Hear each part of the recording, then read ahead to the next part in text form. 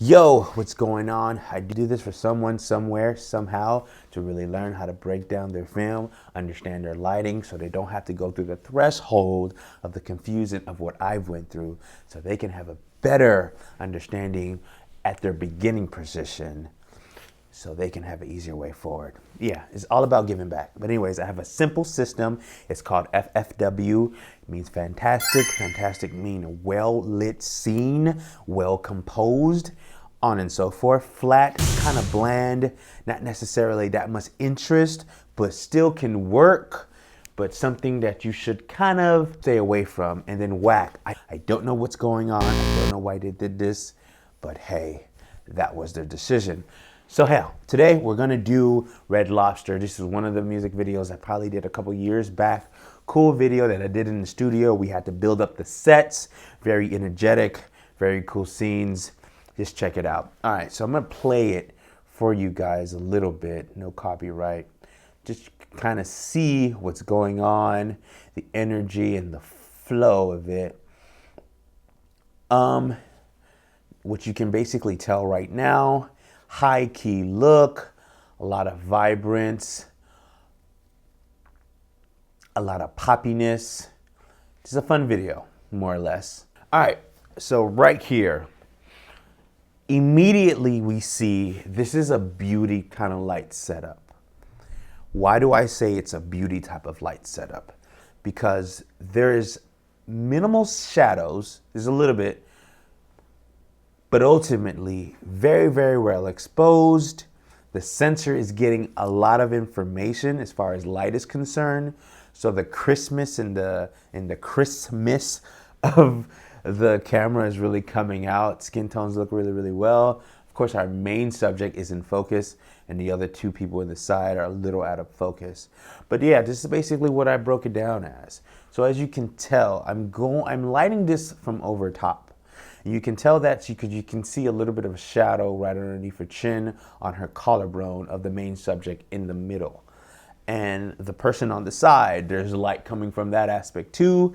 And there's light coming from all three angles. And everything is on the same side of the camera. So technically speaking, if I were to do this in another scenario, this would be flat.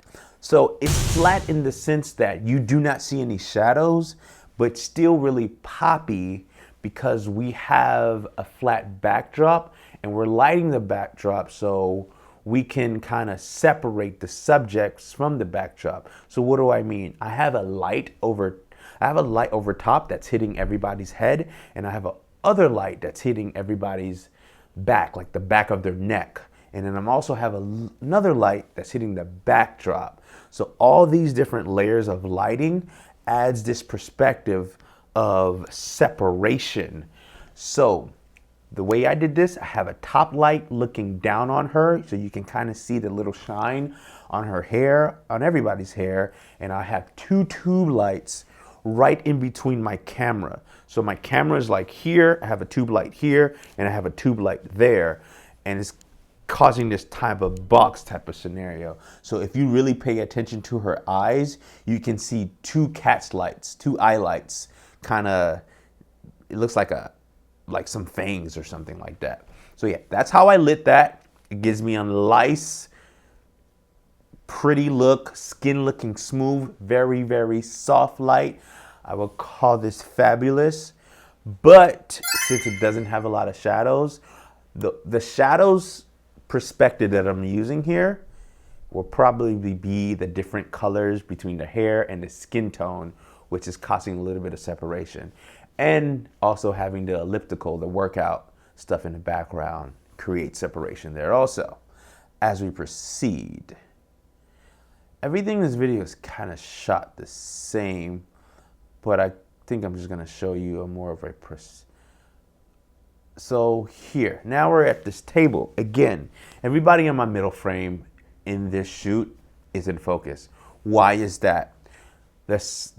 We're using a very solid depth of field. So I think I have probably a 85 millimeter all the way down, because I just wanted to focus on the middle person most of the time. So anybody that's not center framed is out of focus. That was the intention of this video, just to get your eye to really focus on them. And also the elements that are out of focus just builds a little bit more interest.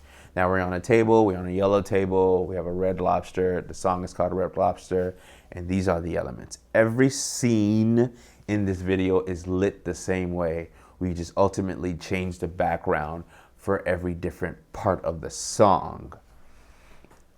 But here, since my middle subject is more so close to the backdrop, he's not getting hit so much by that top light. That's why we see new illumination. Now, we just now made it because the backlights are probably on the side, kind of hitting the backdrops, causing a reflection on the back of him, which adds that separation within the light. And him having the white shirt on and the black jacket gives you that Christmas, so everybody doesn't really just seem flat and bland. It gives you a little bit of 3D perspective. Now, understand something. When lighting videos, the stuff that the person and the individual wears can go a long way. It can go so far. It can really help tell your story. So that's why stylists are really, really important. So don't undermine them. They're really good at what they do, and always tell them to think about what the scene is going to look like, what colors are in the scene, trying to define the different characteristics from a clothing, from a fabric, from all that stuff. It adds a different touch. It has a different elements. So people really need to consider what they're wearing, not just for a stylistic perspective, from a creative perspective, from a visual perspective. Let's go. I don't know. I'm always adding trees for something. So the only reason this is not flat, but just a little out of focus, I would say. But ultimately, the only reason I put the trees here, I can't get back to that frame.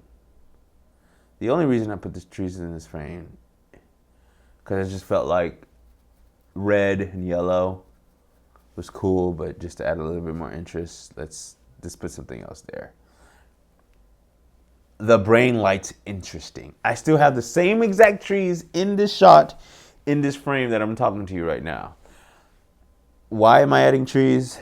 Different elements for your eyes to be interested. Because I was just so stuck with being here the whole time. See, the camera doesn't move. Let's add different elements. Sometimes you don't have movement in the camera, but you can add movement in the scene within different elements that you add and take away, and whoever's dancing at the time. I do a pretty good job. I don't really find flat things in my shoots, because I try really hard not to do it, but sometimes I don't have a choice. Let's just talk about this right now. First of all, this is out of focus. My fault, because I was on camera. But you see the gradient on the side?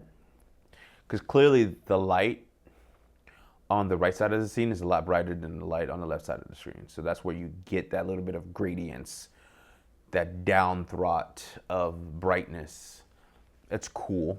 You can do that too, just if you want to add a gradient to your light. I did that on purpose because I just wanted different shades of pink. Since she had a shade of pink on, there was another shade of pink on the wall, and adding that gradient added the separation. I just felt like her by herself, and that's one of the reasons why I put the wood floor there, because everything was a medium shot mostly in the video, but the full shots is seeing the wood panel and the white trim and the pink background. All those things were by choice. None of this was by accident. None of this was in location. We made this set from top to bottom. So understand, you can create those aspects into your videos by creating your scene. All right, so that's it, man. So that was Red Lobster. I did that a long time ago. It's a dope, cool video. Check it out. It's Red Lobster by Nouvelle. I think you can kind of see the name of the video up there. Cool, fun video, nice song, a lot of energy. But anyways, like I said, man, I'm gonna keep doing these videos to help someone somewhere, somehow, so you don't have to go through the elements and the constraints of the confusing of how to go about lighting different scenes. Your lighting is probably going to separate you from the novices and the rookies and the beginners. If you understand lighting and cinematography, your creativity just expands. Until next time, there'll be a next time. See you next time. Goodbye.